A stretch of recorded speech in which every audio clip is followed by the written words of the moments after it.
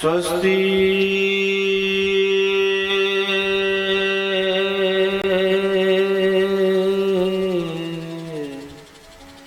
श्री सरस्वती नमः।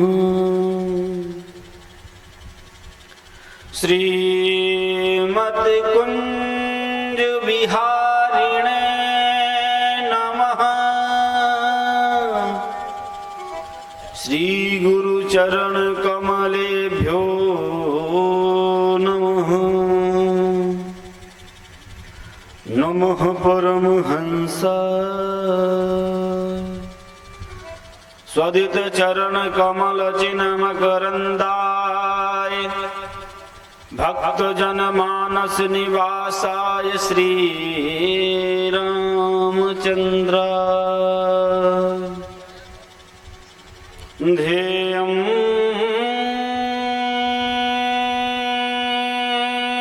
सदा परिभवघनमभीष्ट दोहं तीर्थास्पदं शिवविरञ्चिनुतं शरण्यं वृत्यार्तिहं प्रणतपाल भवाब्धिभूतं वन्दे महापुरुष ते चरणारविन्दम्।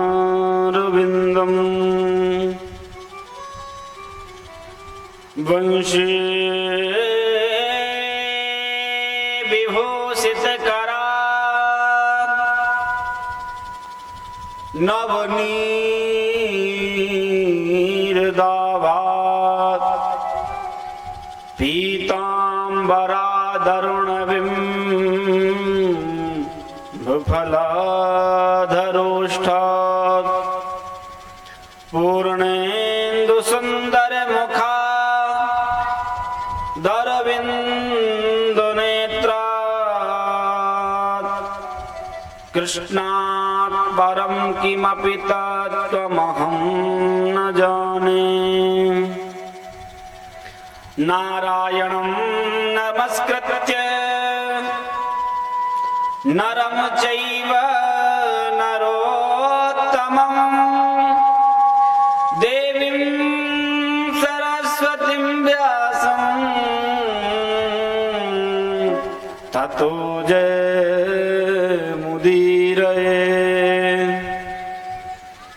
गौरांगं रसमयं नित्यं रसाचार्यं रसोऽसुकं श्रीराम हर्षण देवाख्यं सद्गुरुं प्रणमाम्यहम्। जय जय श्री राधारमण जय जय नवल किशोर जय गोपी चित चोर हरि जय जय माखन चोर। माँ तो मेरी श्री राधिका पिता मेरे घनश्याम इन दोनों के चरणन में मेरो बारंबार प्रणाम। बोले भागवत भगवान की श्री सुखदेव भगवान की श्री वेदव्यास जी महाराज की वृंदावन बिहारी लाल की गंगा मैया की श्री यमुना मैया की श्री बरसाने वारी की ग्राम देवता की क्षेत्र देवता की अपने अपने गुरु गोविंद की अपने अपने माता पिता की जय जय श्री राम जय जय श्री राम जय जय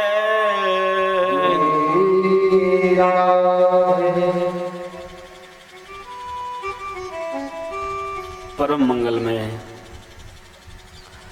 अकारण करुणा वर्णालय भक्त वांछा कल्पतरु अपने भक्तों के ऊपर अपनी अहित की कृपा करने वाले ब्रज में नित्य ही अपनी नवीन लीला को करके अपने रसिक जनों को, भक्त जनों को निरंतर सुख देने वाले आनंद कन ब्रज नंद नंदन की वांगमयी प्रतिमूर्ति श्रीमद् भागवत महापुराण की दिव्याति दिव्य कथा। आपको कल भी मैंने बताया था, शास्त्रों में शब्द को ब्रह्म की उपाधि दी गई है। शब्द ब्रह्म होता है, वह हमारे मुख के माध्यम से निकले, हृदय में अंकित रहे, या फिर किसी भी कागज पर अंकित रहे, शब्द तो ब्रह्म ही है। और उसका प्रमाण मिलता है श्रीमद् भागवत महापुराण की कथा से, क्योंकि सफेद कागज में काली स्याही के माध्यम से 18,000 श्लोक जो इसमें अंकित हैं, वो क्या हैं? वो हमारे ब्रज नंद नंदन श्री श्याम सुंदर की जो वांगमयी प्रतिमूर्ति है, जो उनकी श्याम छटा है, वही श्रीमद् भागवत महापुराण में समाई हुई है।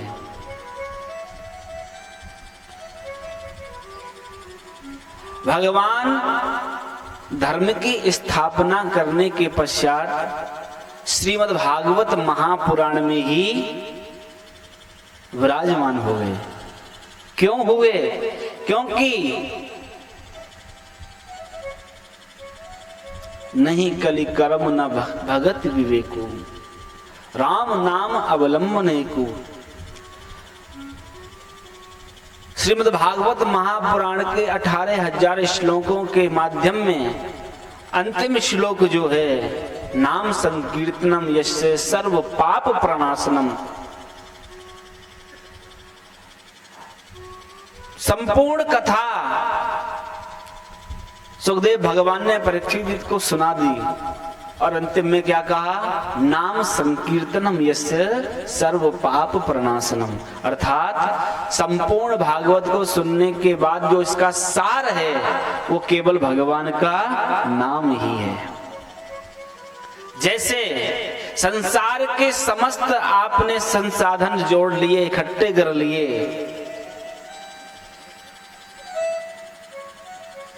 बड़े बड़े आपने मकान बना लिए, बड़ी बड़ी आपके यहाँ गाड़ियां हैं, बहुत अपार धन संपत्ति के आप मालिक हैं, लेकिन आपकी उससे कोई शोभा नहीं है।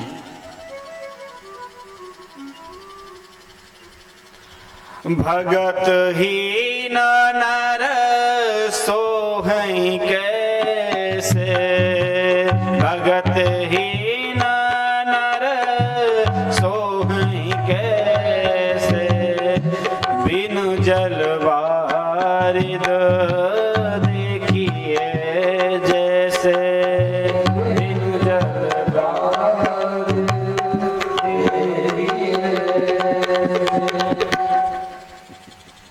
आप भैया का निवेदन है, जो तबले का माइक है इसको थोड़ा सही कर दें। रस में विघ्न होता है तो आनंद सब चला जाता है, इसलिए आपकी विशेष उपयोगिता है इसमें। आपके बिना हम कुछ नहीं है। भक्ति के बिना ये मानव उसी प्रकार से शोभाहीन लगता है जिस प्रकार से हम बादलों का दर्शन करते हैं। उमड़ उमड़ करके महाराज बादल आते हैं, लेकिन अगर बरसात ना हो तो बादलों की कोई शोभा नहीं है। उसी प्रकार हमारे पास अपार धन संपत्ति है, वैभव है, परंतु यदि भगवान की भक्ति नहीं है तो वो धन हमारा किसी काम का नहीं है। उसी प्रकार श्रीमद् भागवत महापुराण की कथा हमने श्रवण की और यदि हमारे जीवन में भक्ति ने स्थान नहीं लिया तो हमारा कथा सुनना व्यर्थ है। इतना ही नहीं, मानव शरीर लेकर के हम आए, वो जन्म लेना भी हमारा निरर्थक ही गया। भक्ति, लेकिन भक्ति आती सत्संग से ही है। इसलिए हमें अहरनिश प्रयास करना चाहिए। सत्संग में जाने से सत्य की पहचान होती है। ढोलक मंजीरा लेकर के कीर्तन कर लेना सत्संग नहीं है। जहां सत्य की खोज हो रही हो या हो गई हो या कराई जा रही हो, जहां सत्य का समागम हो, वही सत्संग है। श्रीमद् भागवत महापुराण में असत्य कुछ नहीं है, सब सत्य ही सत्य है। बोलो राधे राधे। और जोर से, सब सत्य है। अब इस सत्य की हमें पहचान करनी है। इस सत्य से हमें प्रीति करनी है। कैसे? जैसे हम घर में कुटुंब परिवार आदि से प्रीति करते हैं, उसी प्रकार जो श्रीमद् भागवत कथा में लिखा हुआ है उससे हमें प्रीति करनी है। लेकिन प्रीति तब होगी जब हम उसको जान लेंगे, उसे हम समझ लेंगे।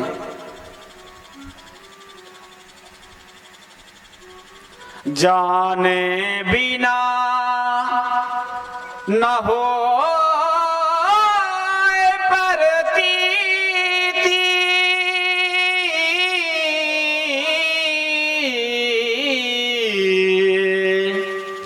बिन प्रतीत हो नहीं प्रीति। जाने बिना प्रतीति नहीं होती है। जब तक जानेंगे नहीं, देखो जानना और मानना दोनों एक दूसरे के पूरक हैं। आपने किसी चीज को मान लिया और जाना नहीं, ये भी गड़बड़ है।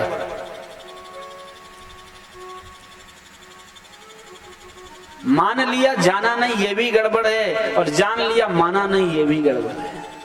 बोलो राधे राधे। संसार में सभी एक दूसरे के पूरक हैं। किसी को ये नहीं सोचना चाहिए कि हम सब हैं समर्थवान। सामर्थ्यवान पूर्ण तो केवल भगवान ही हैं, हम सभी अपूर्ण हैं। इसलिए भागवत की कथा इसीलिए कराई जाती है, इससे कई सारे लाभ हैं।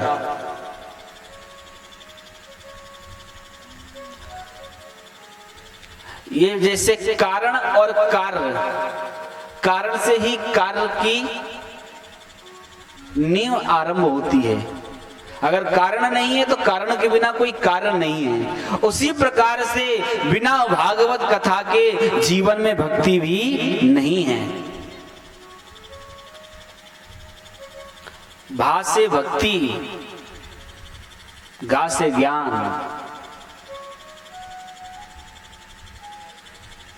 और वा से वैराग्य,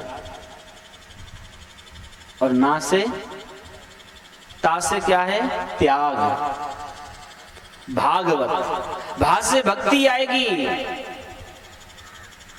और भक्ति के पुत्र आपने कल श्रवण किया था, कौन है? ज्ञान और वैराग्य। तो ज्ञान, फिर वैराग्य, और फिर अंतिम में त्याग। केवल आपने इस भागवत शब्द को ही समझ लिया तो समझे आपका उद्धार हो गया। बोलो राधे राधे। लेकिन जितना ये शब्द सरल है, इसे समझना उतना ही कठिन है। भागवत कथा मनोरंजन का साधन नहीं है बंधुओं, ध्यान देना। आप कोई भी कार्य करके अपने मन को बहला सकते हैं, लेकिन भागवत कथा मनोरंजन का साधन कतई नहीं है। भागवत कथा तो आत्मरंजन का साधन है। बोलो राधे राधे। आत्मरंजन का, मन को बहलाने के लिए संसार में बहुत संसाधन इकट्ठे हैं,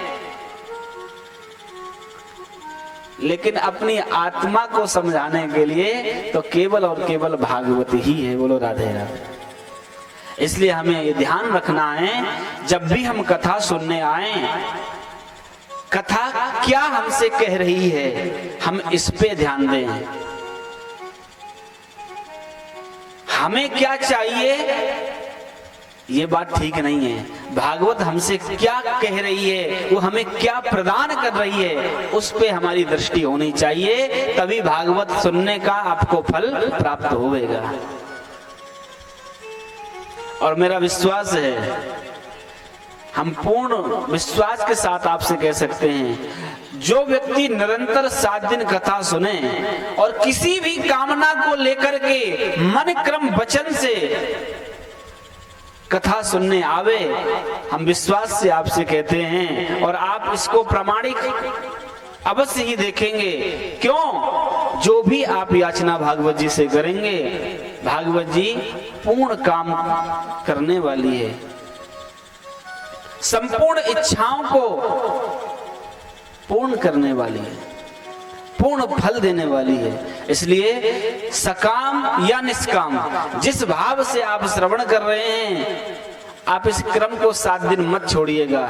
ज्यादा से ज्यादा अपने सहभागी जनों को लेकर के आवे, क्योंकि जिनको भी आप यहाँ तक लामेंगे, अर्थात उनको प्रेरणा देवेंगे, इस भागवत का जो फल है उसमें से 10% उसमें से कटके आपके पास भी जमा हो जाएगा। बोलो राधे राधे।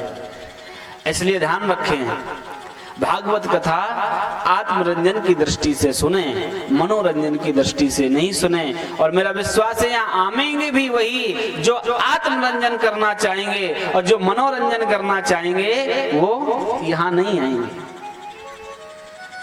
क्योंकि सत्य को कोई सुनना नहीं चाहता है। और भागवत जी में तो महाराज सत्य ही सत्य लिखा हुआ है। बोलो राधे राधे। आइए हम श्रीमद् भागवत की कथा में प्रवेश करें, और उससे पूर्व 2 मिनट अपने वाणी को और अपने अंतःकरण को पवित्र करने के लिए भगवत नाम का आश्रय लेंगे, और फिर कथा में हम सभी प्रवेश करेंगे। जय राधे राधे गोविंद गोविंद राधे, हे गोविंद राधे गोपाल राधे, जय राधे राधे गोविंद गोविंद राधे राधे राधे, जय राधे राधे गोविंद गोविंद राधे राधे,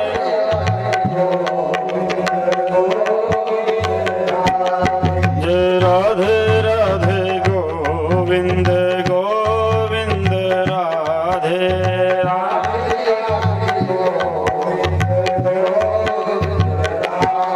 हे गोविंद राधे गोपाल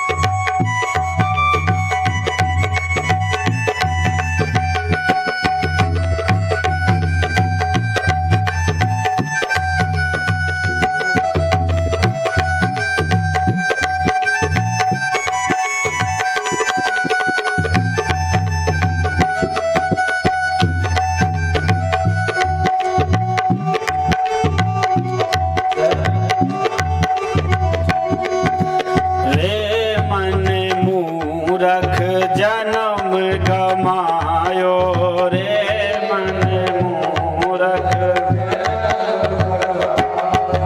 कर अभिमान विषय रस चाख्यो कर अभिमान नाम शरण नहीं आयो जी नाम शरण रे मन मूरख जन्म गमायो।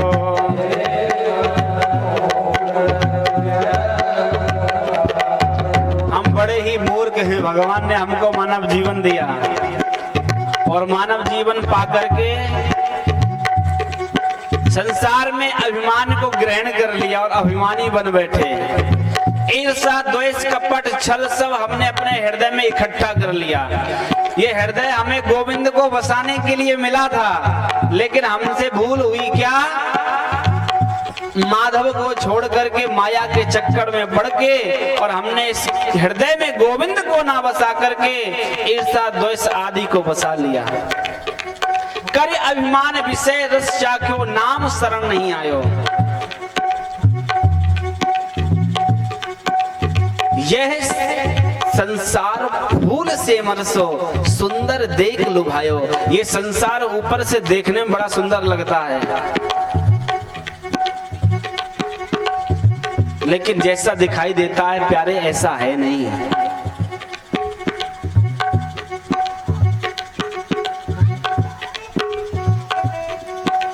यह संसार फूल से मर को, यह संसार सुंदर देख लुभायो।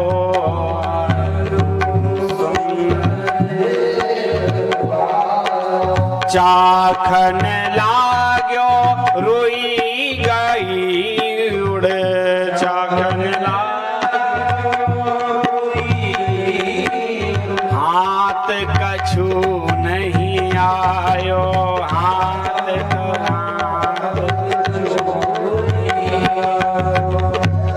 कुछ भी हमारे हाथ नहीं लगता है। कहा भयो, जब हाथ नहीं लगता तो क्या करते हैं, केवल पछतावा।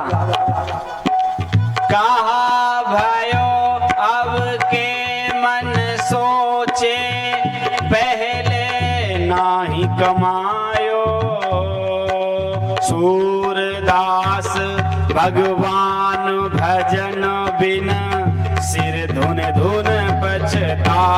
जय राधे राधे गोविंद गोविंद राधे राधे, जय राधे राधे गोविंद गोविंद राधे। जिसको सिर धुन धुन करके नहीं पछताना है, आपके लिए बड़ी सुंदर यहाँ कथा हो रही है। हमारे सोनू जी के माध्यम से ये प्रयास हुआ है, लेकिन ये आप सभी के लिए है जो बाद में पछतावा नहीं करना चाहते हैं। वो सभी अपने घर से निकल निकल करके और अपने मन को श्रीमद् भागवत की ज्ञान गंगा में गोता खूब लगा लगा करके निर्मल हो जाइए और आनंद से इस भव सागर से तर जाइए। लेकिन उसके लिए एक ही संसाधन है, क्या? जय राधे राधे गोविंद गोविंद राधे राधे, जय राधे राधे गोविंद गोविंद राधे राधे, गोविंद राधे गोपाल राधे, गोविंद राधे गोपाल राधे, जय राधे राधे गोविंद गोविंद राधे, जय राधे राधे गोविंद गोविंद राधे राधे राधे, जय राधे राधे गोविंद गोविंद राधे, जय राधे राधे, जय राधे राधे राधे गोविंद गोविंद राधे राधे राधे जय राधे राधे गोविंद गोविंद राधे जय राधे गोविंद राधे जय राधे राधे गोविंद गोविंद राधे। नाम संकीर्तन का प्रभाव होता है कि मन निर्मल हो जाता है। सच बताइए, जैसे आप घर से आए थे अब आपका मन वैसा ही है क्या? जरा हाथ उठा के बताइए, वैसा है या बदल गया है? अगर बदल गया तो हाथ उठाइए। ये प्रभाव है, ये भागवत जी की कृपा।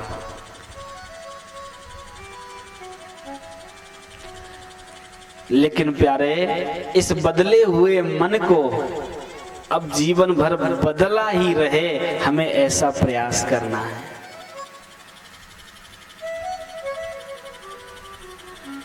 गड़बड़ी वहां हो जाती है जहां मन हमारा बदलता ही रहता है।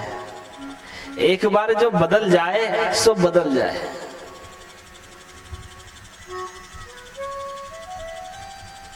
और ये बदलता तभी है जैसे ही श्रीमद् भागवत महापुराण की कथा, उसमें भगवान के सुंदर सुंदर चरित्रों को हम श्रवण करते रहें और भगवान के सुंदर दिव्याति दिव्य लीलाओं को श्रवण करने के माध्यम से हमारा हृदय जैसे ही पिघलता चला जाए, तो क्या करना चाहिए? लोहा जब गर्म होता है उसे जिस तरफ मोड़ना हो, तुरंत महाराज लोहार हथौड़ा मार देता, वो तुरंत मुड़ जाता है। जो भी उसे बनाना होता है बन जाता है, लेकिन पहले उसे गर्म करना पड़ता है। कष्ट तो होता है लोहे को, लेकिन होता है क्योंकि उसे पता है कि मुझे बदलना है। ऐसे ही आप लोगों को भले ही लाखों मुसीबतें आए, प्रतिकूलताएं आए, लेकिन आपको अपने धर्म पर स्थित रहना है। और एक बार बदल जाएंगे तो फिर कोई संसार में ऐसा नहीं है जो आपको भगवान की प्राप्ति से रोक सके। बोलो राधे राधे। आप बेचारा विचार कीजिए, आपसे पहले कितने बुजुर्ग हुए होंगे, लेकिन आज जो भी उनकी धन संपत्ति थी, चाहे कितना भी उनको अभिमान रहा हो, अपने साथ ले गए क्या? कुछ नहीं, सब यहीं पड़ा है। कागज में जो खेती लिखी थी वो लिखी ही रह गई, कोई साथ नहीं गई। मकान प्लॉट की रजिस्ट्री कचहरी में पड़ी की पड़ी रह गई, साथ नहीं गई। न गई न जाएगी। लेकिन फिर भी व्यक्ति इतना ज्यादा अंधा हो चुका है कि इसी में मेरी तू तेरी में पड़ा हुआ है। कथाएं तो बहुत होती हैं, लेकिन कथा के रहस्य को कोई समझने का प्रयास नहीं करता है। हमें कथा से क्या लेना है, इस पे दृष्टि होनी चाहिए। अगर ये दृष्टि हो जाएगी तो आनंद ही आनंद। आपका कथा सुनना सार्थक और हमारा कथा कहना सार्थक, दोनों की सार्थकता हो जाएगी। लेकिन होता क्या है, कथा के अर्थ पर किसी का ध्यान नहीं होता है, चाहे श्रोता हो चाहे वक्ता। कथा से अर्थ कैसे प्राप्त हो, इसमें श्रोता और वक्ता दोनों का ध्यान हो जाता है। बोलो राधे राधे। वक्ताओं की स्थिति ऐसी हो जाती है, कितनी चढ़ोतरी आ जाए तो महाराज हम माला माल हो जाए एक कथा से।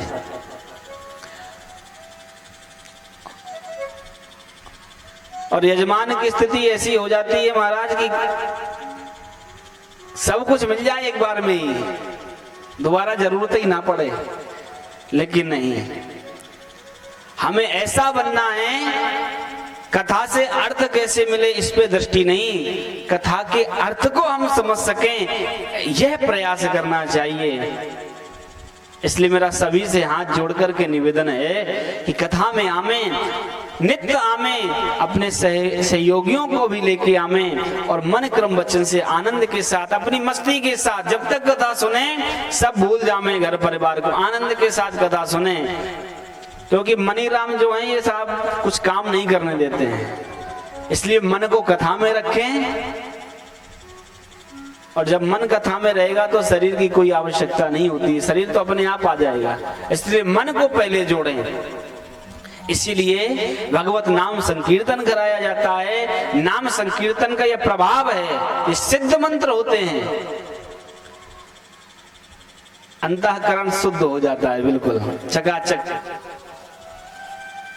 कहने वाले का भी और सुनने वाले का भी। कल हम सभी ने श्रवण किया था श्रीमद् भागवत महापुराण की जो कथा है वो कली काल में सब शास्त्रों से श्रेष्ठ क्यों है, कथामृत इतना श्रेष्ठ क्यों है, देवताओं के पास जो अमृत है उससे भी श्रेष्ठ क्यों, ये आपने श्रवण किया। स्वयं ब्रह्मा जी ने यह प्रमाणिकता की। उसके पश्चात भक्ति महारानी के जो पुत्र हैं ज्ञान वैराग्य, कथा के प्रभाव से उनका कष्ट दूर हो गया। लेकिन महाराज किसी ने प्रश्न किया कि कथा श्रवण करने के माध्यम से भक्ति महारानी के पुत्र ज्ञान वैराग्य का जो कष्ट था, उनकी वृद्ध अवस्था तो दूर हो गई, लेकिन आप कृपा करके यह बताएं किस कथा के माध्यम से कैसे कैसे पापियों का उद्धार हो जाता है।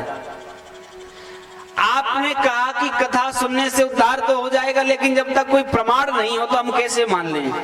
उदाहरण से समझिए, किसी डॉक्टर ने कहा कि महाराज हमने उसको सही कर दिया, उसको ठीक कर दिया, तो आप कहेंगे महाराज आप अपनी इतनी लंबी लंबी बातें बता रहे हैं, लेकिन कम से कम ये तो बताइए, हमें उदाहरण दीजिए आपने किसको सही किया है और कैसे किया है।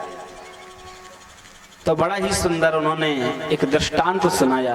बोले जिस भागवत कथा को सुनने से भक्ति महारानी के पुत्र तर गए, केवल भक्ति महारानी के पुत्र ही नहीं, संसार में कोई क्रोधी हो, कोई लालची हो, लोभी हो, अहंकारी हो, पापी हो, ब्रह्म हत्या जिसे लग गई हो, गौ हत्या जिसे लग गई हो, और तो और महाराज जिसने जीवन भर पाप ही पाप किया हो, यदि ऐसा जीव भी श्रीमद् भागवत कथा की शरण में आ जावे तो उसका भी उद्धार है। बोलो राधे राधे। और जोर से देखिए, इस पाठ को भूलना नहीं है आपको, अगर इसे भूल जाएंगे तो परेशानी है। क्योंकि जब कथा सुनते हैं तो निद्रा देवी बड़ी कृपा करती हैं, बिना बुलाए चली जाती हैं, इसलिए इससे लाभ है। निद्रा देवी कथा के समय हमारे पास नाम है, तो इसके लिए एक यही उपाय है, राधे राधे बोलें और कथा के आनंद में डोलें। तो बड़ा ही सुंदर इतिहास। ये मानवः पाप कृतस्तु सर्वदा सदा दुराचार रता विमार्गः क्रोधा अग्निदग्धा कुटिला कामिनाः सप्ताह यज्ञेन कलौ पुनन्ति ते। ये मानवः पाप कृतस्तु सर्वदा, जिसने जीवन में पाप ही पाप किया हो, अगर ऐसा जीव भी एक बार भी कथा की शरण में आ जाए तो उसका महाराज जीवन सुधर जाएगा, अवश्य ही उसे भगवत प्राप्ति हो जाएगी। बोले ऐसा इतिहास। तो गोकर्ण उपाख्यान बड़ा ही सुंदर है। तुंगभद्रा तटे पूर्वम, तुंगभद्रा नदी के तट पर एक आत्मदेव नाम के ब्राह्मण रहते हैं। भगवान की कृपा से उनके यहाँ खूब चकाचक है, लेकिन कहते हैं ना भगवान सबको सब कुछ नहीं देते हैं। आत्मदेव ब्राह्मण जो हैं उनके एक धर्म पत्नी हैं जिनका नाम है श्री धुंधुली देवी जी। जैसा नाम है महाराज वैसे ही गुण है। जब तक आसपास के लोगों से, पड़ोसियों से झगड़ा ना हो जाए, जब तक महाराज उनको भोजन ही हजम नहीं होता है।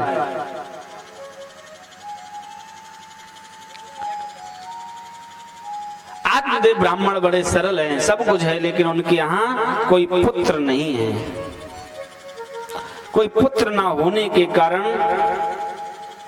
बड़े दुखी रहते हैं।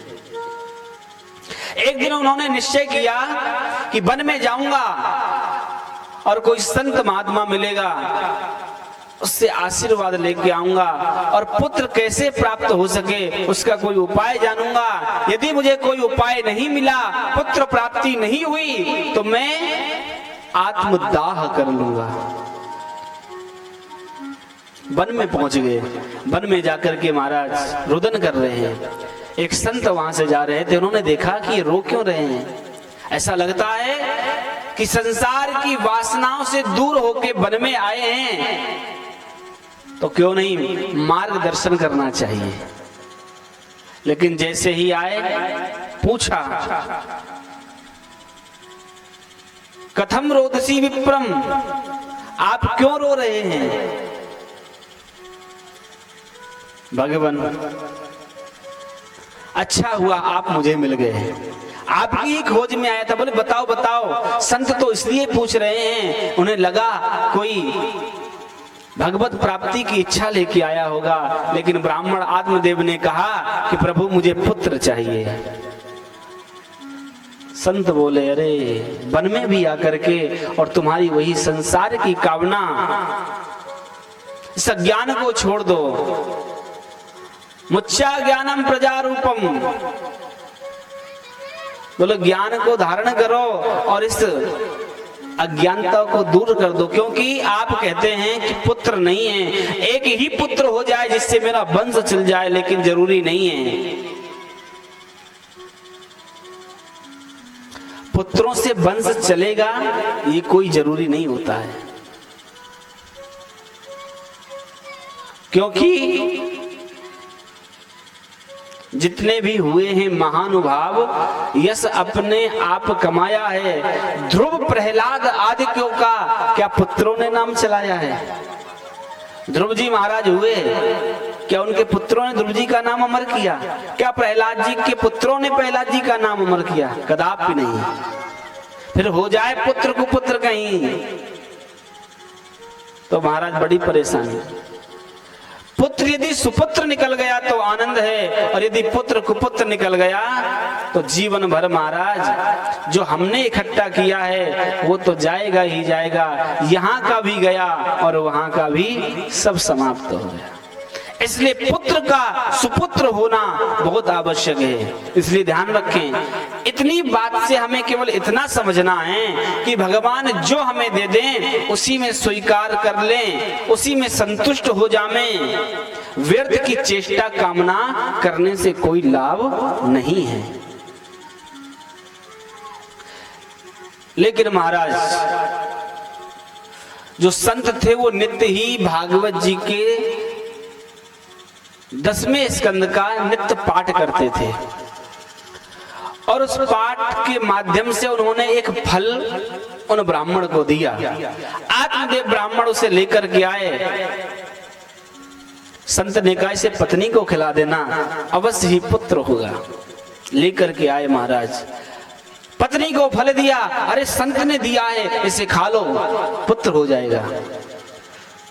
आत्मदेव ब्राह्मण तो चले गए महाराज, लेकिन धुंधली तो महाराज फिर कुतर्क करने लग गई। उस फल को लेकर के विचार कर रही थी, इतने में उसकी बहन आ गई और महाराज ने कहा अरे तेरे हाथ में ये फल कैसा है। बोले मेरे स्वामी ने दिया है और इसको खाने से पुत्र हो जाएगा।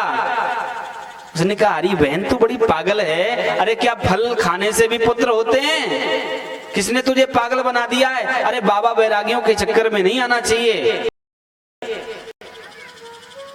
इस फल को खाने से कोई लाभ नहीं है, और तुझे पुत्र की कामना है, मेरे पुत्र होगा तो वो पुत्र मैं लाके तुझे दे दूंगी। और तुझे इस फल की भी महत्वता का पहचान करना है तो इस फल को तू, तेरे घर में जो गाय है ये भी बांझ है, इसे जाके खिला दे। अगर इसमें कोई प्रताप प्रभाव होगा तो अवश्य ही वह गाय जो बांझ है उसके भी कोई शिशु हो जाएगा। अब महाराज बड़ी गड़बड़ी। धुंधली के मन में कुतर्क चलने लग गए। बोले सत्य कह रही है, ऐसा ही करती हूं, क्योंकि मैंने सुना है जो गर्भवती महिला होती है वो ज्यादा दौड़ नहीं पाती है। अब देखना किस प्रकार के तर्क नहीं है, कुतर्क हैं ये। और सोच रही है अगर गांव में आग लग गई, और गांव में यदि आग लग गई सब तो भाग जाएंगे, मैं घर में ही रह जाऊंगी तो मैं तो मर जाऊंगी। आग लगी नहीं है अभी, लेकिन सोच चल रही है। मैंने सुना है कि जिस गर्भवती होती है वो कुछ ज्यादा काम नहीं कर पाती है, तो काम करने के लिए ननद को बुलाना पड़ेगा। और ननद यदि पहले से आ जाएगी तो घर में पूरा जो माल मैंने गाड़ रखा है वो सब लेके चली जाएगी, तो मैं तो ऐसे रह जाऊंगी ठंडन बाल। इससे अच्छा यही है कि इस फल को खिलाई देती हूँ गैया को। और यही किया महाराज। अब आत्मदेव ब्राह्मण तो प्रसन्न हो रहे हैं। पूछा फल खा लिया? बोले हाँ खा लिया। अब प्रसन्न कि जैसे जैसे महीने व्यतीत हो रहे हैं आत्मदेव की प्रसन्नता बढ़ती जा रही है। बोले अब होने वाला है, अब होने वाला है, अब होने वाला है। और इधर होने जैसा तो कुछ भी नहीं है। लेकिन महाराज जैसे ही समय हुआ, धुंधली की जो बहन थी उसके यहाँ जैसे ही पुत्र हुआ, उसने लाकर के धुंधली को दिया। और धुंधली ने ये शोर मचा के कह दिया कि मेरे पुत्र हुआ है। अब महाराज आत्मदेव बड़े प्रसन्न, उन्होंने महाराज ढोल लगाने वालों को बुलाया और कहा जाओ पूरे गांव में मुनादी कर दो कि आत्मदेव ब्राह्मण के यहाँ भी पुत्र का जन्म हुआ है। अब महाराज ऐसे ही हुआ। कुछ समय के पश्चात महाराज जिस गैया को उन्होंने फल खिलाया था उसने भी एक पुत्र को जन्म दिया, एक बछड़े को। लेकिन महाराज वो बछड़ा नहीं है, उसके केवल कान बछड़े जैसे हैं। नामकरण संस्कार हुआ तो धुंधली ने कहा कि मेरा पुत्र है, मैंने 9 महीने पेट में रखा है, इसको मैं नाम रखूंगी। अब देखो स्त्रियों की घर में बहुत चलती है महाराज। अगर स्त्री काम को बनाना चाहे तो कोई भी बिगड़ा हुआ काम बन सकता है, और स्त्री चाहे तो कोई भी बना हुआ काम बिगड़ भी सकता है। बोलो राधे राधे। इसलिए कहा गया है यस्त नारिस्त पूजनते रमनते तत्र देवता। नारियों का जहाँ सम्मान, नारियों की जहाँ सेवा होती है वहाँ देवता भी निवास करते हैं। इसलिए घर की जो पत्नी होती है, गृह लक्ष्मी होती है, उन्हें साक्षात लक्ष्मी समझना चाहिए। कभी भी उनसे कोई विरोधाभास नहीं करना चाहिए, लड़ना झगड़ना या अन्य कुछ नहीं करना चाहिए। जिनके घर में स्त्री दुखी होगी उस घर की कभी बरकत नहीं हो सकती। बोलो राधे राधे।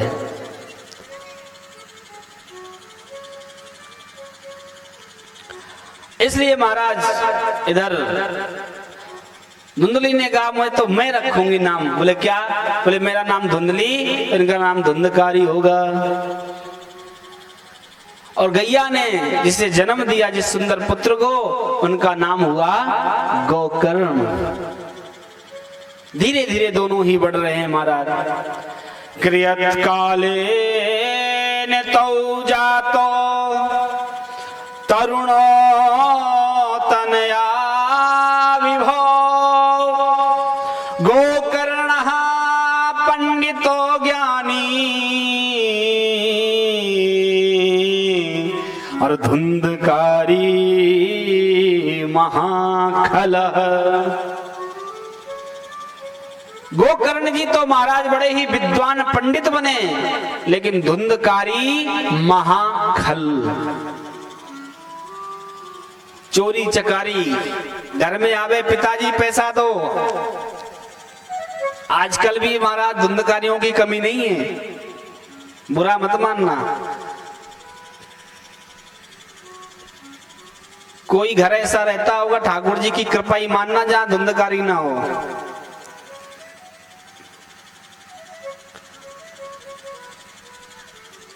ऐसे ऐसे धुंधकारी पैदा हो जाते हैं महाराज। पुत्र की, पिता की तो इच्छा होती है हमारा जो पुत्र है वो कुछ करके दिखाएगा, लेकिन पुत्र ऐसे होते हैं जो पिता का किया हुआ पूरा बारह बाट कर देते हैं। बोलो राधे राधे।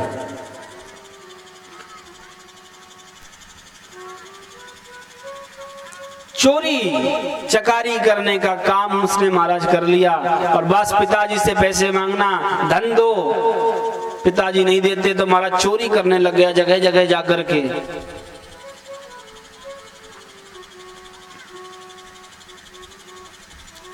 आत्मदेव ब्राह्मण जब पुत्र नहीं था तब भी दुखी थे, और आज पुत्र होने के बाद भी उनको पुत्र ने ही दुखी कर दिया।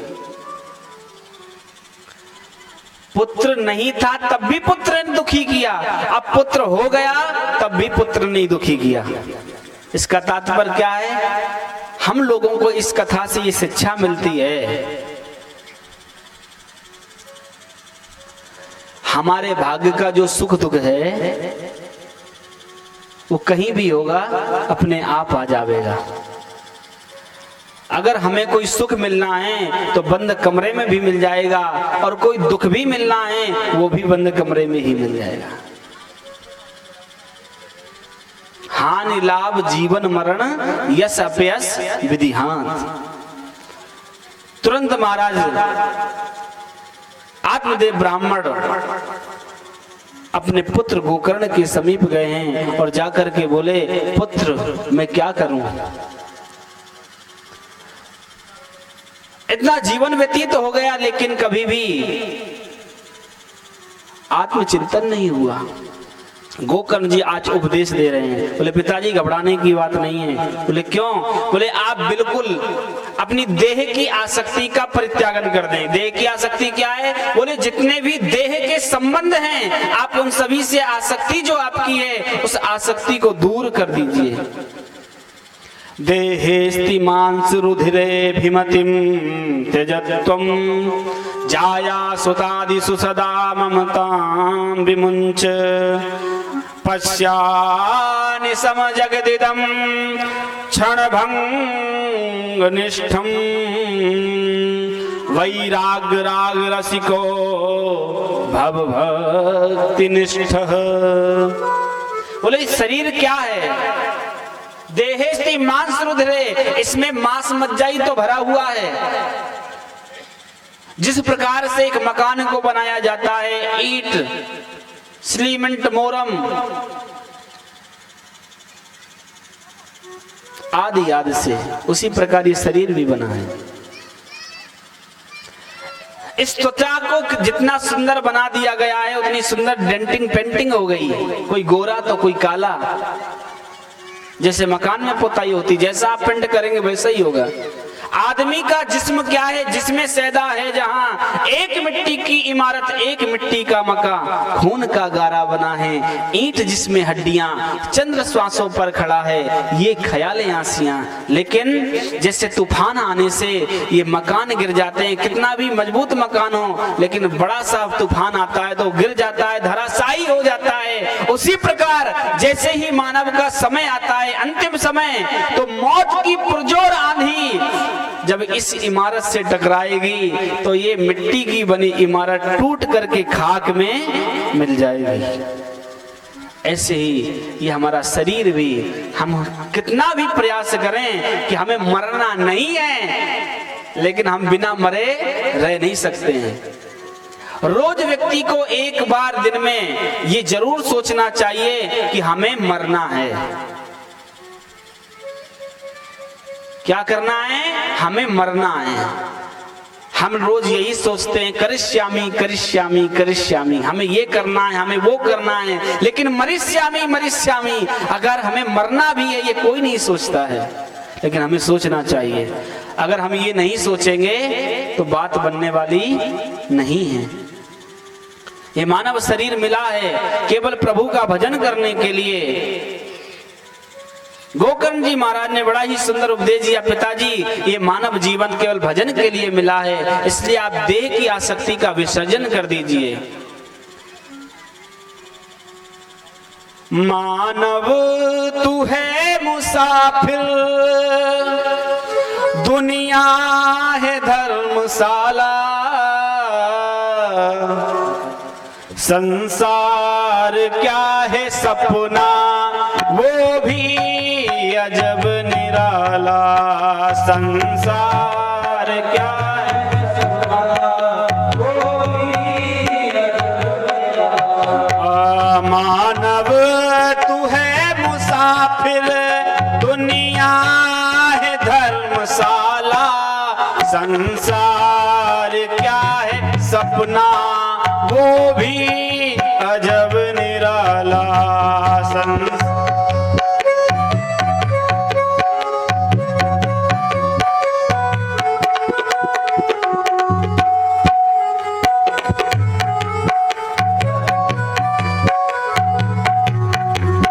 ये रैन है बसेरा है किराए का ये डेरा, उसमें फंसा है फेरा, ये मेरा है ये तेरा, ये रैन है बसेरा है किराए का ये डेरा, उसमें फंसा है फेरा, ये मेरा है ये तेरा।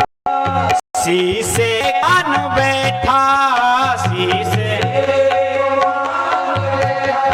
शीशे को मान बैठा, तू मोतियों की माला, संसार क्या है सपना वो भी अजब निराला,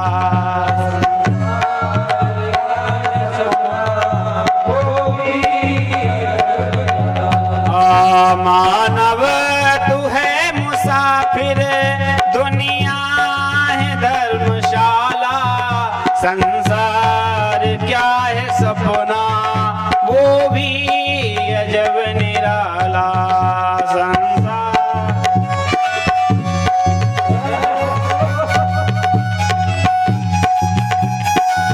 हे गोविंद,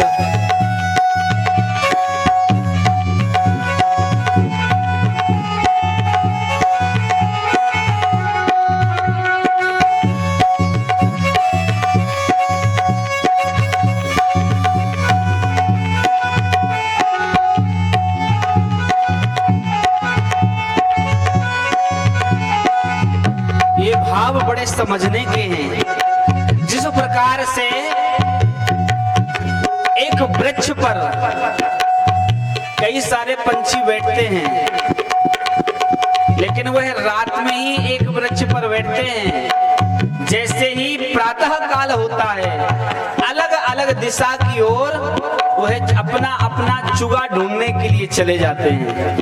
उसी प्रकार हम इस संसार में मकान रूपी डाली, सब परिवार रूपी पक्षी बैठे हुए हैं, लेकिन मरने के बाद जब सवेरा होता है, अज्ञानता की रात में सब सो रहे हैं चकाचक, कोई दिक्कत नहीं,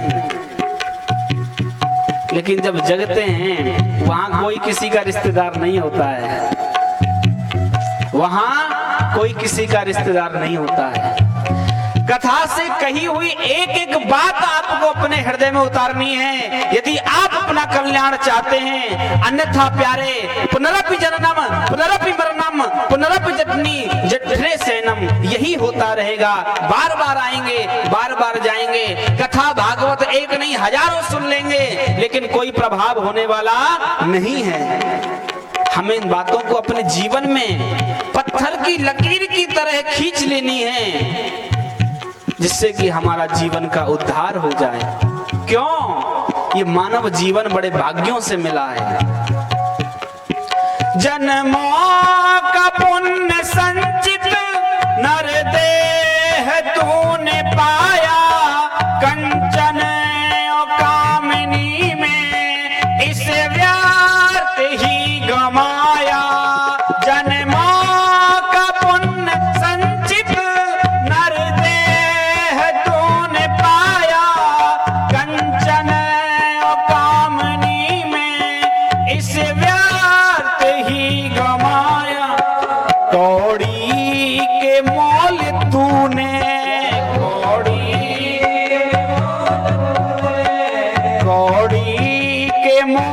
तूने हीरे को बेच डाला, संसार क्या है सपना वो भी अजब निराला।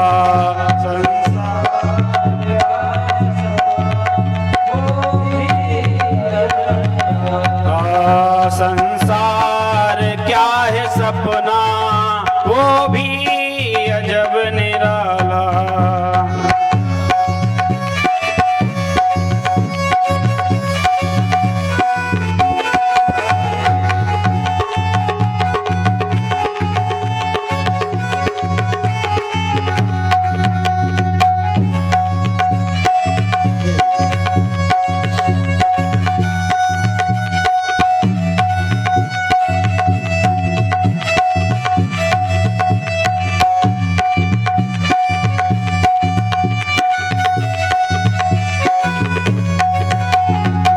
ठाकुर जी से प्रार्थना करें, हे गोविंद ऐसी हमारे ऊपर कृपा करें कि हमारा मन इस संसार से छूट जाए। कपड़े रंग लेने से किसी का मन वैरागी नहीं हो जाता है प्यारे। कपड़े कैसे भी पहनो लेकिन मन को रंग लो ठाकुर के नाम में। ये संसार मिला है लेकिन संसार विषय भोग के लिए नहीं, भगवत भजन करने के लिए और सार तत्व की, सार वस्तु की पहचान करने के लिए, अपने आप की खोज करने के लिए संसार मिला है। कि देख प्यारे, इस संसार में सब कुछ है, तू भी है, लेकिन ये सब असत्य है। ऐसे तू भी असत्य है, सत्य केवल गोविंद का नाम ही है। इसलिए केवल गोविंद के भजन में ही अपने जीवन को हम व्यतीत करें, ऐसी गोविंद से हमको प्रार्थना करनी चाहिए। नश्वर है तन का ढांचा, बालू की भीत काचा, ऋषियों ने परखा जाचा, एक राम नाम साचा।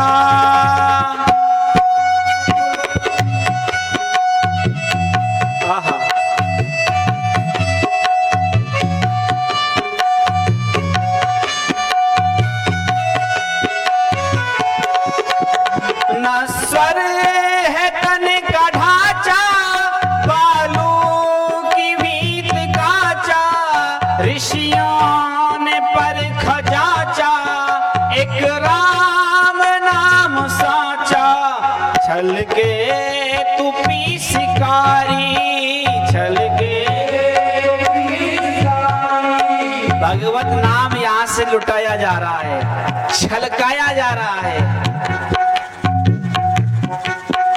यहाँ से इस रस को बरसाया जा रहा है। छलके तू भी शिकारी, ये रस तो छलक रहा है, लेकिन जब तक हम अपने ओक नहीं लगाएंगे पीने के लिए, तब तक हम पी नहीं पाएंगे। इस कथा को पीने के लिए अपने हृदय के इस दोने को सुंदर पात्र बना करके और आनंद के साथ बस जितना मिले पीते जाइए। छल के तू पी शिकारी, छल के तू सिया राम नाम प्याला, संसार क्या है सपना वो भी अजब निराला।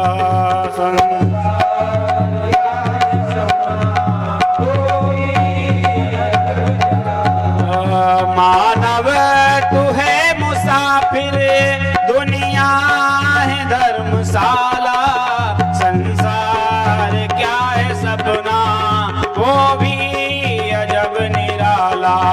संसार क्या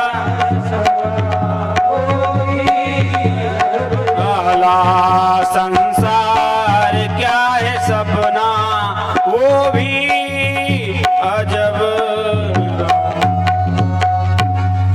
मानव तू है मुसाफिर, दुनिया है धर्मशाला, संसार क्या है सपना वो भी अजब निराला।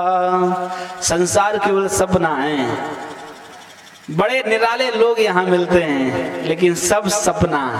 इसलिए एक सपने की भांति जैसे सपना सत्य नहीं होता है, ऐसे हम और आप सत्य नहीं हैं, हम सब सत्य हैं। सत्य तो केवल ये है जो हम दोनों के माध्यम से, हम दोनों के मिलने से भगवत नाम प्रकट हो रहा है। सत्य तो केवल यही है। बोलो राधे राधे। अगर आप ना होते और हम ना होते तो ये नाम भी प्रकट नहीं होता। दो की आवश्यकता पड़ती है यदि किसी तीसरे को प्रकट करना हो।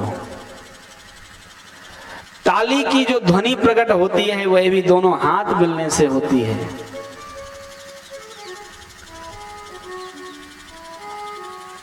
माखन को प्रकट करना होता है तो उसमें भी दो लोगों की आवश्यकता होती है।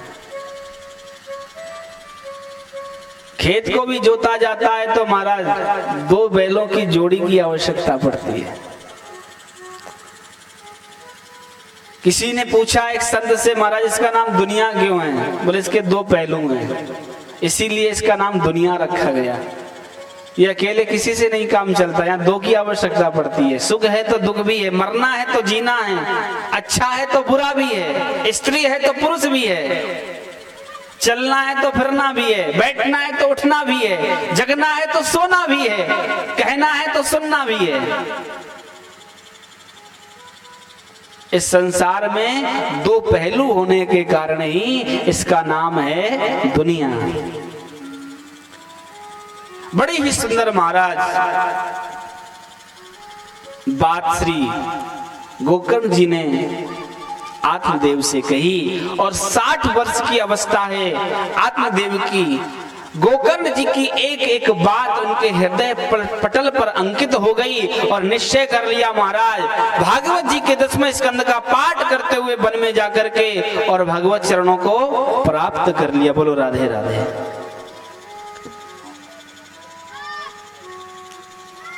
भगवान की कथा हमें कभी भी समझ में आए, हमारा कल्याण ही कल्याण है। गोकर्ण जी की 60 वर्ष की अवस्था है, 60 वर्ष में पुत्र की बात समझ में आई तो भी उनका कल्याण हुआ। लेकिन महाराज इधर धुंधकारी का उपद्रव तो बढ़ता ही जा रहा है। पिताजी जब चले गए तो माताजी को पकड़ लिया, बताओ माल कहाँ गड़ा है, धन कहाँ गड़ा है, या तो धन बताओ नहीं तो मैं तुमको भी मारूंगा। अब महाराज अब बड़ी परेशानी। बोले मैंने इससे इतना स्नेह कर लिया, इसका नाम भी मैंने रखा और आज ये मुझे ही मारना चाह रहा है। अर्धरात्रि के समय घर से महाराज निकल करके और अंधेरे में कुएं में गिर करके उसका प्राणांत हो गया। बोलो राधे राधे। हम लोगों को इस कथा से ये शिक्षा मिलती है, आत्मदेव ने भागवत जी का आश्रय लिया, वो तर गया, और धुंधुली ने आश्रय नहीं लिया, इसलिए वो कुएं में गिर करके मर गई। अगर धुंधुली ने भी एक बार गलती से ही सही कथा श्रवण की होती तो महाराज उसका उद्धार हो जाता। वो कुएं में नहीं गिरती, आत्मदाह नहीं करती।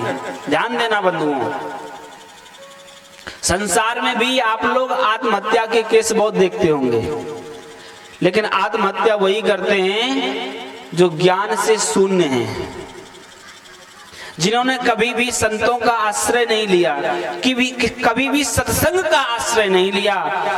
जब भी कोई परेशानी उनके सामने उपस्थित होती है तो केवल आत्महत्या करके ही उसका निवारण उनको समझ में आता है।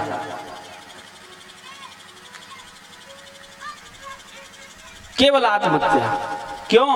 क्योंकि कभी भी सत्संग में गए नहीं, वृद्ध जनों के पास बैठ करके कोई अच्छी शिक्षा ग्रहण करी नहीं, संतों का समागम कभी किया नहीं। इसलिए केवल और केवल एक ही बात उनके मन में उतरती है कि इस जीवन को ही खत्म कर दो। लेकिन ध्यान रखें, अगर शरीर में हमारे किसी अंग में कोई रोग हो जावे, उचित वही है हम वैद्य से सुंदर औषधि लेकर के उस रोग का उपचार करके उस अंग को ठीक कर लें, ना कि हम उस अंग को काट करके फेंक दें। अंग को काट करके फेंकने से शोभा नहीं है। औषधि सुंदरी हम प्रयोग करें, उस रोग को सही करें, तो रोग भी सही और हम भी सही, हमारा अंग भी सही। अब महाराज जब माता जी भी मर गई तो अब धुंधकारी महाराज बिल्कुल पूरे घर में उसका ही साम्राज्य हो गया। 5 वैश्याओं को उसने घर में रख लिया। अब तो महाराज बड़ी बड़ी चोरी करने लग गया, जहां राजा महाराजाओं के यहाँ डाका डालने लग गया। वैश्याओं ने विचार किया कि अरे तो रोज चोरी करके लाता है, किसी दिन राजा ने इसे पकड़ लिया तो इसके साथ में हमें भी कारागार की सजा को भुगतना पड़ेगा। इसलिए क्या करना चाहिए? बोले यही करना चाहिए,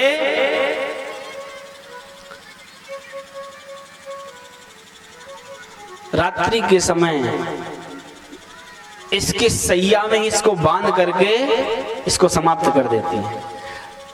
जिस आसन पर वो सोता था उन वैश्याओं ने सभी ने मिल करके उसको बांध दिया।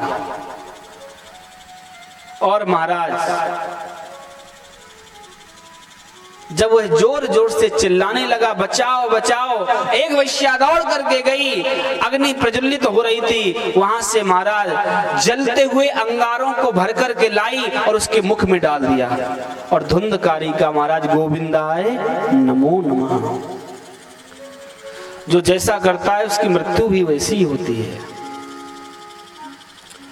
गोकर्ण जी महाराज यात्रा पर गए हुए थे, उनको पता चला, उन्होंने गया जी में जाकर के श्राद्ध तर्पण आदि किया, पिंडदान किया। कुछ समय बाद महाराज वहां से आए, घर में उन्होंने महाराज जैसे ही प्रवेश किया, रात्रि का समय था,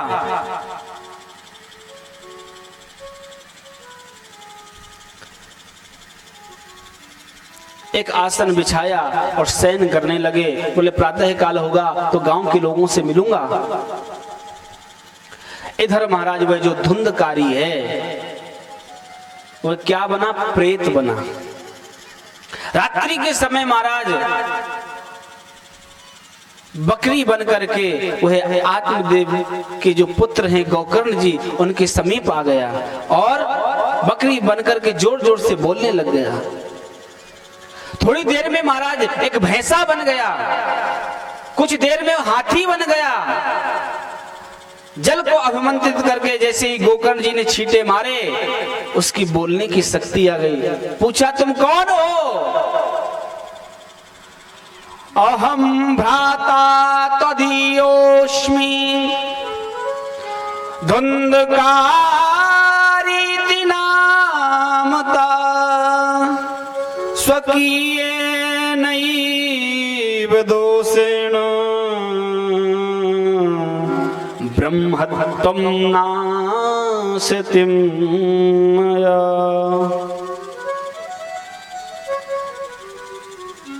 बोले मैं बहुत बड़ा हत्यारा हूं, लोगों को मारा इसीलिए मैं ब्रह्म राक्षस बन गया। तुम्हारा भाई धुंधकारी बोले मैंने तुम्हारे लिए तो श्राद्ध किया गया जी में। बोले गया श्राद्ध सते नापी मुक्तिर में ना भविष्यति। बोले 1 नहीं 100 आप श्राद्ध करेंगे तो भी मेरा उद्धार होने वाला नहीं है। इसलिए क्या करना चाहिए? बोले मेरे लिए कोई उपाय करो। गोकर्ण जी कहा अरे भाई तुम अभी तो यहां से जाओ, प्रातः काल में गांव वालों से मिलूंगा और तब जा करके कुछ मंत्रणा करूंगा। गया महाराज, प्रातः काल हुआ, सबसे चर्चा हुई। भगवान भास्कर को महाराज वो नित्य जल देते थे तो भगवान भास्कर ने उनको श्रीमद् भागवतान मुक्ति सप्ताहम वाचनम कुरु। बोले आप श्रीमद् भागवत महापुराण का पारायण कराइए, अवश्य ही इसकी मुक्ति हो जाएगी।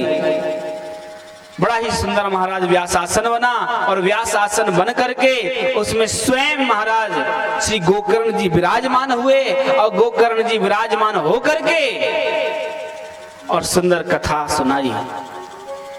7 गांठ के एक बांस को वहां पर रखा गया और उसमें उस प्रेत को स्थान दिया गया।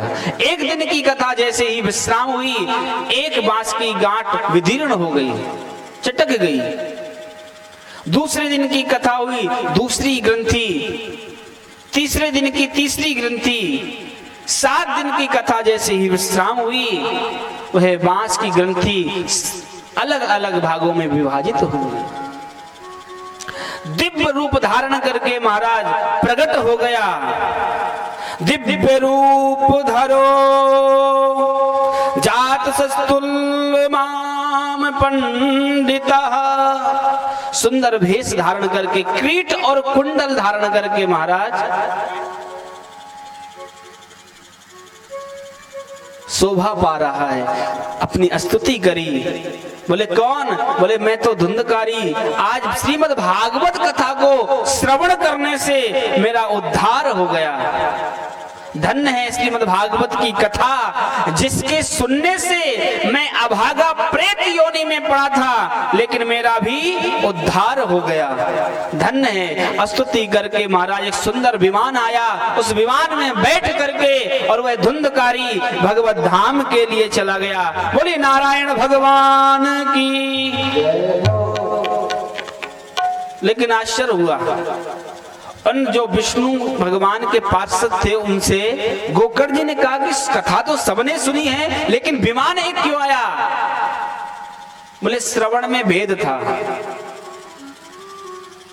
कथा को श्रवण तो केवल और केवल मन क्रम वचन से धुंधकारी ने ही किया, और सभी के मन तो कहीं और थे, शरीर ही केवल यहां था। इस कारण ये जो कथा का फल मिला है, ये केवल और केवल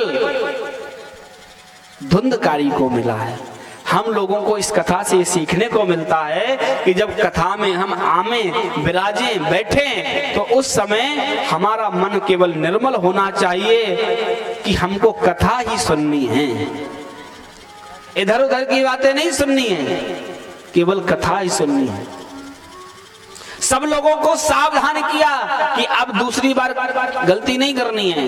पुनः आयोजन हुआ और सुंदर महाराज आयोजन होने के पश्चात जैसे ही कथा विश्राम हुई, जितने भी वहां श्रोता थे सभी श्रोताओं के लिए अलग अलग विमान आया और सभी श्रोता उस विमान में बैठ करके भगवत धाम के लिए गए। ये है श्रीमद् भागवत महापुराण की कथा का सार, महत्व और प्रभाव। बोलो राधे राधे। और जोर से। अरे भाई आनंद नहीं आया, रात का पाठ भूल गए। इतनी जोर से बोलिए कि आपके आसपास जो गांव है उनको भी पता चल जाए कि कथा हो रही है। राधे राधे। ये बात आपके यहाँ तो महाराज कथा होती रहती, हमें तो ऐसा सुनने को मिला है, तो हमें भी ऐसा लगना चाहिए कि आप कुछ सुने हुए हैं। बोलो राधे राधे। उद्धार हुआ महाराज। और उसी प्रकार से जैसे श्री राम जी जब अपने साकेत धाम के लिए गए तो संपूर्ण अपने परिकर को लेकर के गए, उसी प्रकार आज श्री गोकर्ण जी महाराज संपूर्ण परिकर को लेकर के ठाकुर जी के धाम के लिए गए। यही श्रीमद् भागवत कथा का प्रभाव है। 3 प्रकार के श्रोता होते हैं, एक सोता, एक सरौता और एक श्रोता। जो सोता होता है वो केवल सोने की जगह ढूंढता है कथा में, कोई ऐसे कमर टिकाने के लिए स्थान मिल जाए और लंबे लंबे खर्राटे मार करके सो जाऊं। एक जगह कथा हो रही थी महाराज, एक बाबा वहां पर आते थे, बुजुर्ग थे, करीबन 60 वर्ष की अवस्था होगी, 60-65 की, और बड़े महाराज आनंद के साथ कथा सुनते। कमर को लगाया महाराज एक बल्ली से और आराम से कथा नेत्र बंद करके। हमें बड़ा आनंद आता कि बड़ी सुंदर कथा सुनते हैं ये तो, ऐसे श्रोताओं को मिलना तो महाराज बड़ा सौभाग्य का विषय है। एक दिन हमारे मन में आया चलो कुछ पूछते हैं, तो हमने निवेदन किया कि भगवान आप रोज कथा सुनने? बोले हाँ रोज आते हैं महाराज। तो हमने कहा कथा में आनंद आता है, कथा आप सुनते हैं, आज क्या कथा सुनी? बोले महाराज ये तो हमें पता नहीं है कि कथा में क्या सुना हमने, लेकिन यहाँ नींद खूब अच्छी आती है। बोलो राधे राधे। हमने कही भैया सोने के लिए आपने ये जगह ढूंढी है। बोले क्या करें, घर में कोई सोने नहीं देता है और कथा इतनी आनंद की है आपकी कि जैसे ही कथा शुरू होती है तुरंत नींद आ जाती है। तो ये होते हैं श्रोता। और श्रोता कौन? जो कथा में बैठ करके केवल बात की कटिंग करते हैं। व्यास जी ने ये बात कही, ये बात क्यों नहीं कही? ये चीज, ये व्यवस्था सही नहीं थी, ये ऐसे होना चाहिए था। पूरी बात की कटिंग चलती रहेगी जब तक 3 घंटे की कथा होगी, 2.5 घंटे की कथा होगी, बात की कटिंग चलती रहेगी। कथा क्या हुई, कैसे हुई, कुछ समझा नहीं, केवल कैंची की तरह काटने का काम। वो होते हैं श्रोता। एक श्रोता आता है ना, जिसे सुपारी काटते हैं, गांव में बहुत लोग खाते हैं सुपारी, पान। और एक होते हैं श्रोता। श्रोताओं का केवल काम होता है कथा सुनना और उसे समझना, बस। तीसरी बात से कोई मतलब नहीं है, उन्हें अपने कथा से मतलब होता है।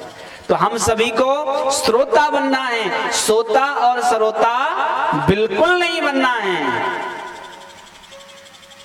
हाथ उठा के बताएं जरा, किसको श्रोता बनना है? काय शर्माए रहे हो भैया? तुम्हारे प्रधान जी ने तो हाथ उठाए दो है, उठाओ।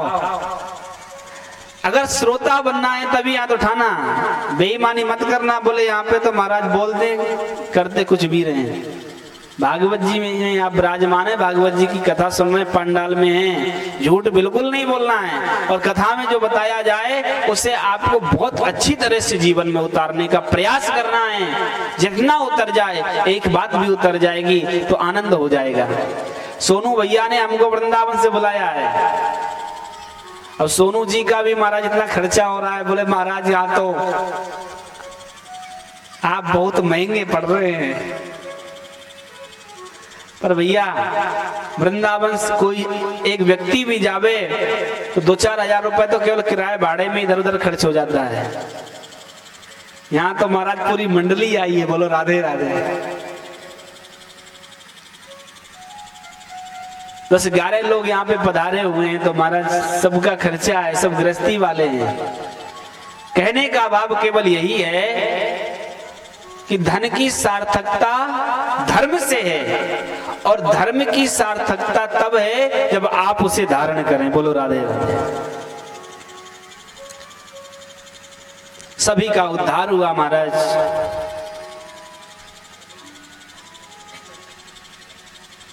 आनंद के साथ सभी लोग कीर्तन करते हुए भगवत धाम को पधारे। आइए हम भी सब कीर्तन करें। लागी लगन मत तोड़ना,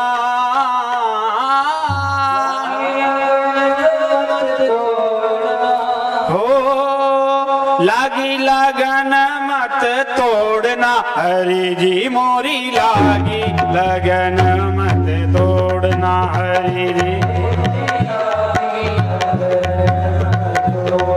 हरि जी मोरी लागी लगन मत तोड़ना, हरि। और देखिए एक बात और बता दें, भूले इस कथा का प्रसारण भी मधुर रस यूट्यूब चैनल पर है। आप लोग अपने जिनके पास फोन हो, आप सर्च कर सकते हैं मधुर रस यूट्यूब पर जाकर के।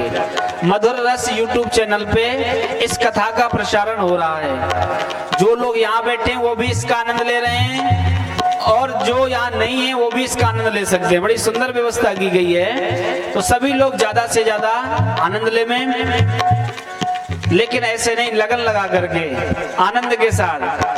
लागी लगन मत तोड़ना, हो लागी हरि जी मोरी लागी लगन मत तोड़ना, ना हरि जी मोरी लागी लगन मत तोड़ना, हरि जी खेती बुवाई मैंने तेरे नाम की, खेती बुवाई मैंने, खेती बुवाई मैंने तेरे नाम की।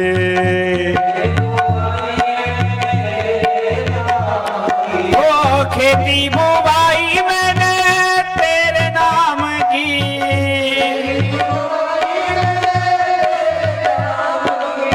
खेती बुवाई मैंने तेरे नाम के। ओ मेरे भरोसे मत छोड़ना,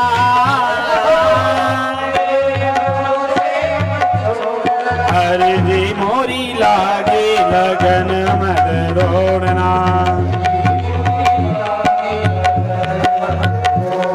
प्रभु जी मोरी लागी लगन मत तोड़ना।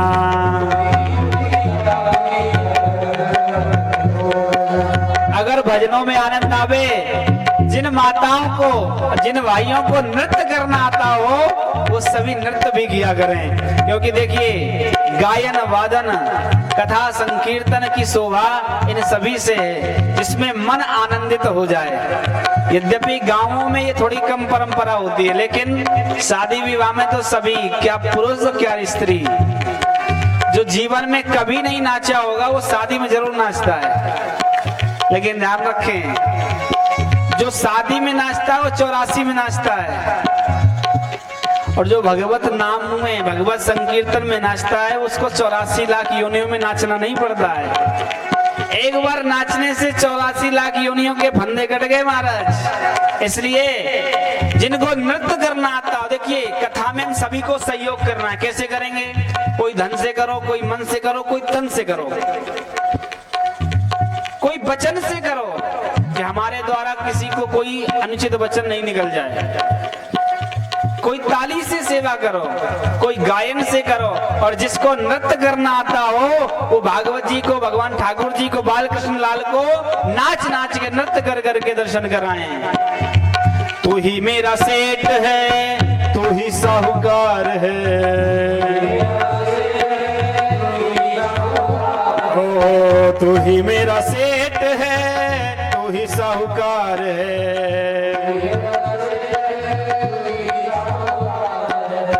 तू ही मेरा सेठ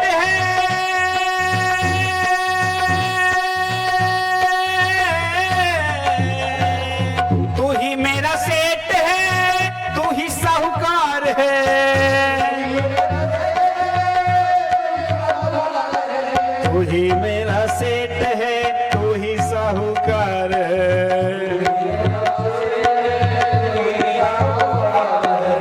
ब्याज पे ब्याज मत जोड़ना, हरि जी मोरी लागी लगन मत तोड़ना, हरि जी प्रभु जी मोरी लागी लगन मत तोड़ना। जल है गहरा नाव पुरानी, जल है गहरा नाव पुरानी, जल है गहरा नाव पुरानी,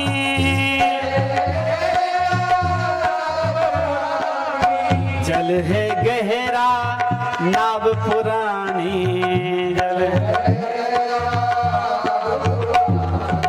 बीच भंवर मत छोड़ना,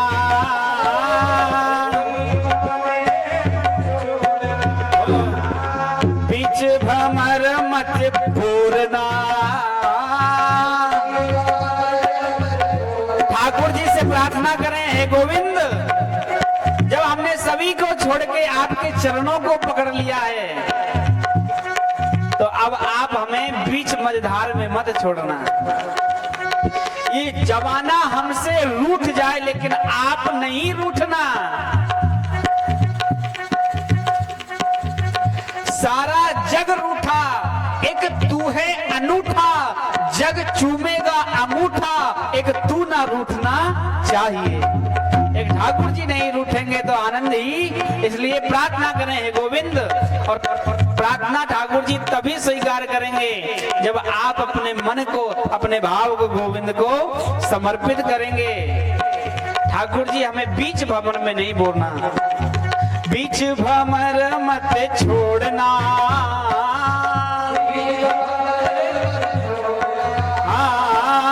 बीच भंवर मत बोरना, हरि जी मोरी लागी लगन। ताली बजा के हरि जी मोरी लागी लगन मत तोड़ना, हरि जी हो लागी लगन मत तोड़ना, हाँ लागी लगन मत तोड़ना, हरि जी मोरी लागी लगन मत तोड़ना, हरि जी मोरी लागी लगन मत तोड़ना, हरि जी प्रभु जी मोरी लागी लगन मत तोड़ना, हरि जी मोरी लागी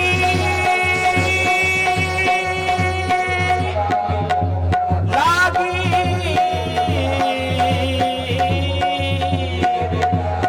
लगन मत तोड़ना, हरि जी मोरी लागी लगन मत तोड़ना। बोलिए वृंदावन बिहारी लाल की। आइए आज की कथा का, इस समय की कथा का भी विश्राम है। 7 साढ़े 7 बजे से पुनः कथा आरंभ होगी और अब आप सभी लोग खड़े होकर के आरती करेंगे, हरि नाम का चिंतन करते हुए घर को जाएंगे।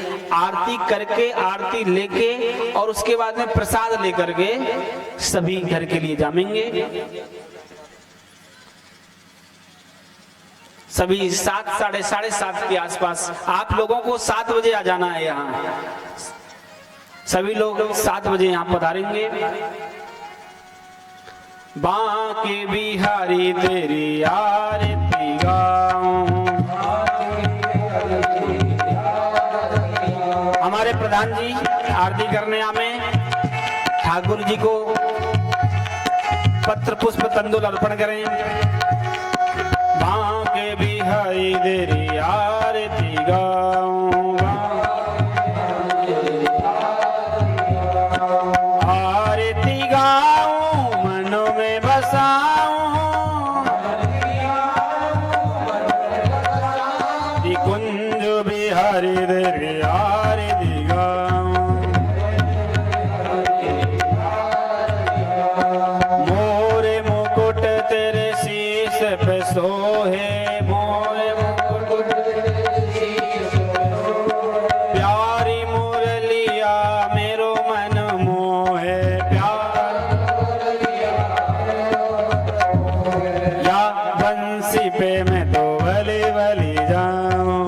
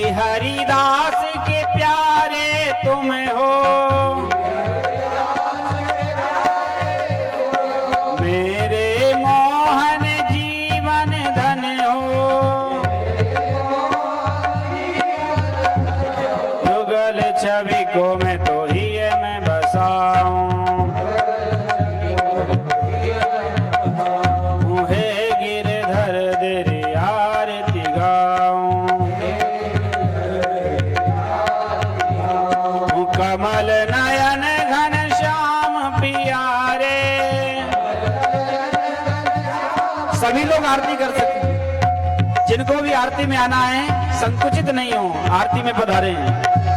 हो कमल नयन घन श्याम पिया रे,